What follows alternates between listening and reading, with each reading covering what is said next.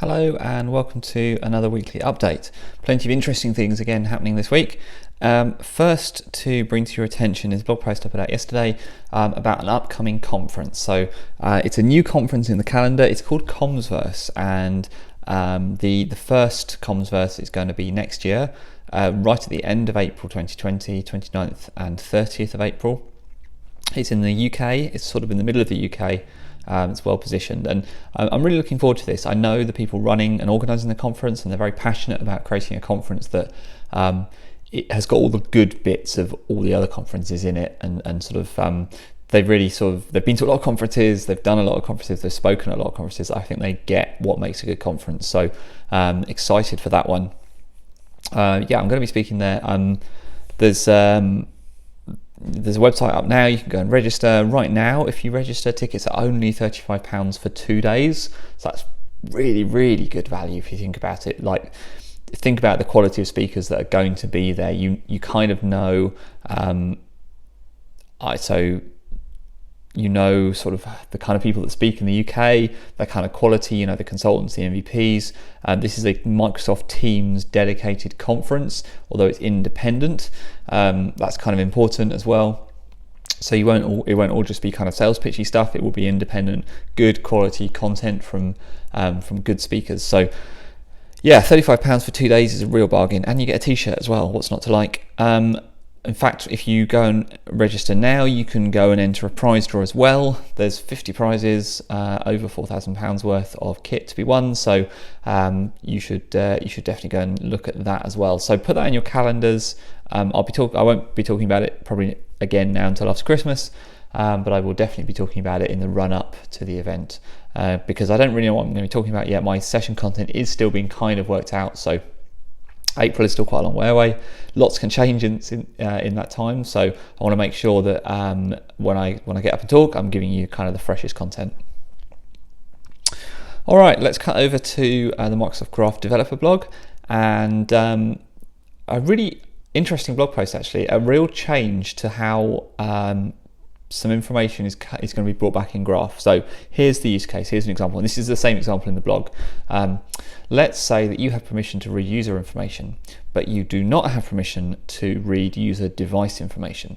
And so let's say you create a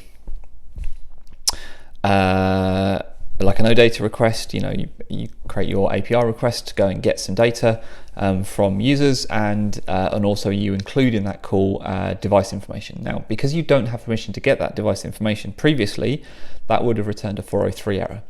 But actually, you do have permission for the user data, just not the device data. So the team have made a change in the response data that you're going to get. You will no longer get a 403 when that's the case. You'll get a 200.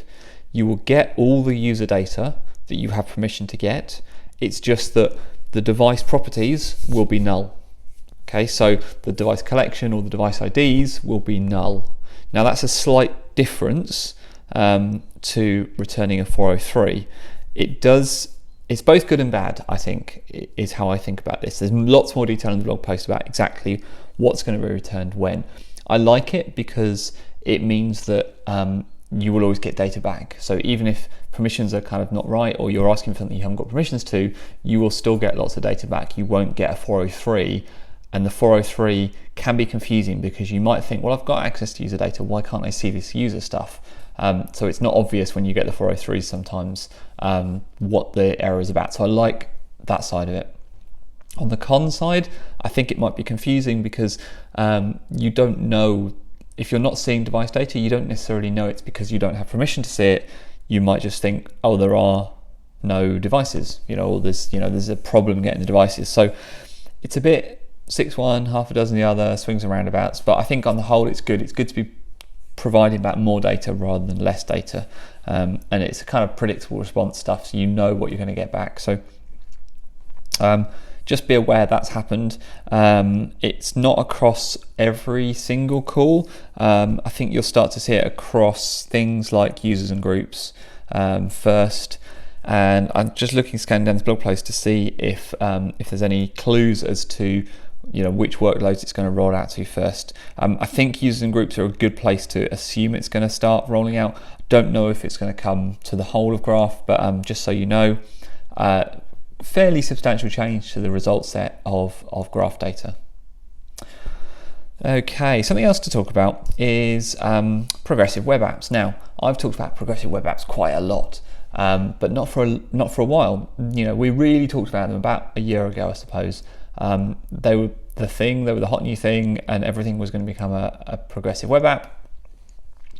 I thought it would be kind of cool if Outlook became a PWA because it's quite a simple workload to deal with.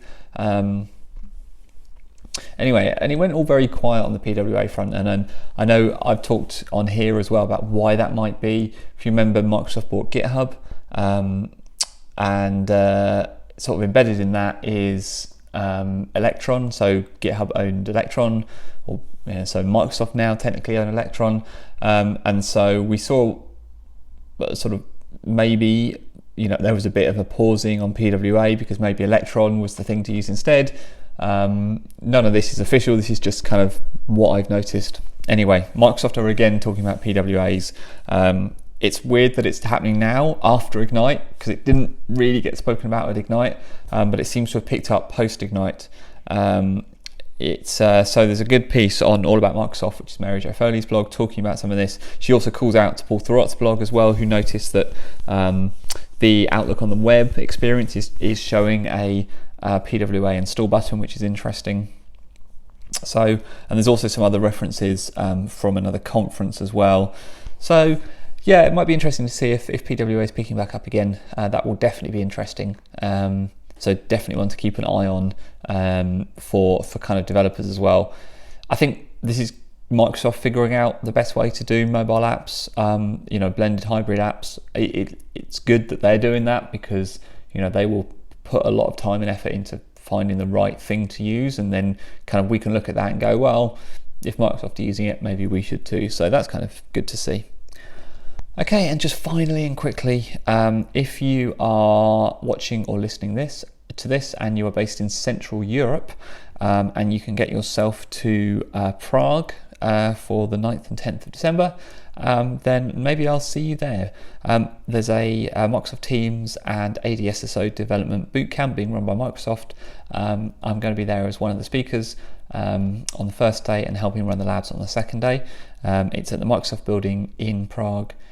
So if you're able to make it, I'll put a link to the registration page, and it would be wonderful to see you there. All right, that's everything from me. Have a wonderful rest of your weekend, and I will speak to you again next time.